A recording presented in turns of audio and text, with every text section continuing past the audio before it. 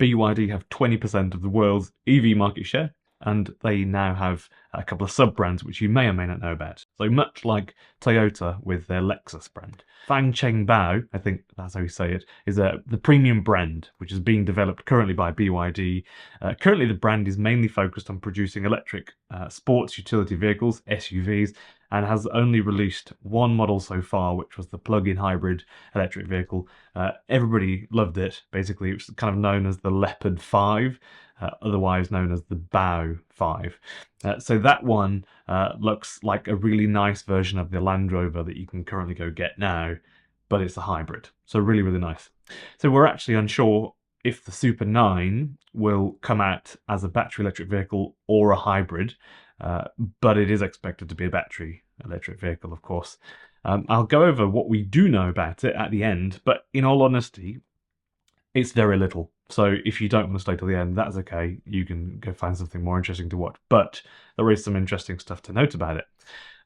More than likely, it will copy the formula, I think, that the MG Cyberster has, but minus the screen, the windscreen. Not too big, 2 seats, sporty, not incredibly expensive, seemingly with no windscreen. I think that's kind of, they're probably going to stick with that like they've done in the concept car, but we'll know more about that in a couple of days' time. The China Auto Show is on in Beijing, I think it is, or is it Shanghai or Shenzhen? I can't remember. Beijing, I think. The chassis is carbon fiber to save weight, so that's one thing we do know for a fact. Obviously, you'll know that this serves no real practical purpose, so that it's not really my cup of tea, is it?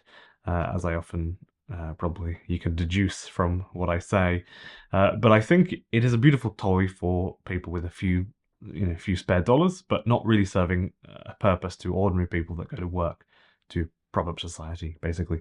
So that being said, I think it might help inspire other cars after its release. For example, if they sell tons of them, then maybe this will shine a light on the fact that people do, in large numbers, still want a 2-seater sports car like a Mazda MX-5, for example, even in this day and age where SUVs seem to rule our roads and hatchbacks are common in the UK, but not in other places in the world, such as like America or Australia, for example. Thanks for joining me. This is The Charge Show. I'm Ben Alexander and I make EV news videos every day. Every now and then I have a few days off, but generally I make them every day. Thanks for stopping by. Remember to subscribe if you're interested in this sort of content, and any questions, just put in the comments.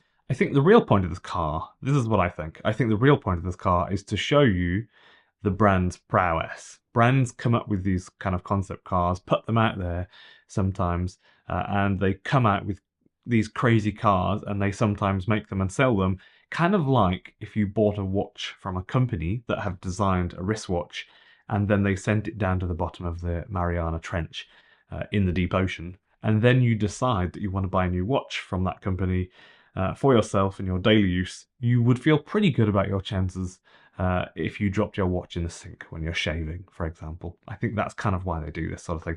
The Fang Cheng Bao Super 9 is a concept car, actually, and when it comes out as a production car, it will be called the Bao 9. And we know very little about it other than some very basic things like the carbon chassis and the production name, and the fact that it is most likely to be a battery electric vehicle.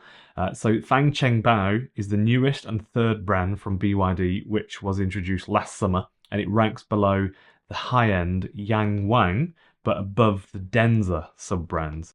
Diverging from the conventional dealership model, as we've seen more and more these days, such as Xiaomi, they do this as well, BYD has adopted for the strategy of selling through directly operated stores, in cities and towns. In 2023, BYD established 70 Fang Cheng Bao locations across China and aims to expand their network to 150 stores by the end of this year, 2024. The company is headquartered in Shenzhen, frequently repurposes existing showrooms and stores that were previously owned by legacy automakers like BMW, Mercedes, Aston Martin. So we will know more about it in a couple of days' time at the Auto China show in 2024. That will be on the 25th until I think the 4th, if you happen to be popping by China.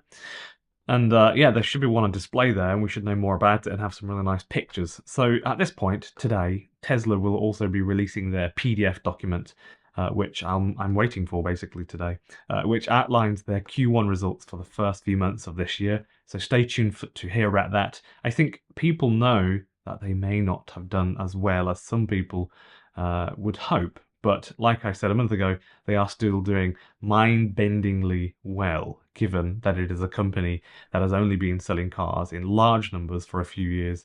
Of course, they will do less well this quarter than last quarter at the end of last year, simply because they got just under actually, $5.9 billion worth of tax relief at the end of last year. So it can't. It's very unlikely, isn't it, that they're going to do better than that quarter. So please, if you've got any thoughts, please put them in the comments. I'll be at my desk pretty much all day today reading comments and keeping an eye on the Tesla Q1 results. And so if any comments come in, I'll reply to them probably at some point today.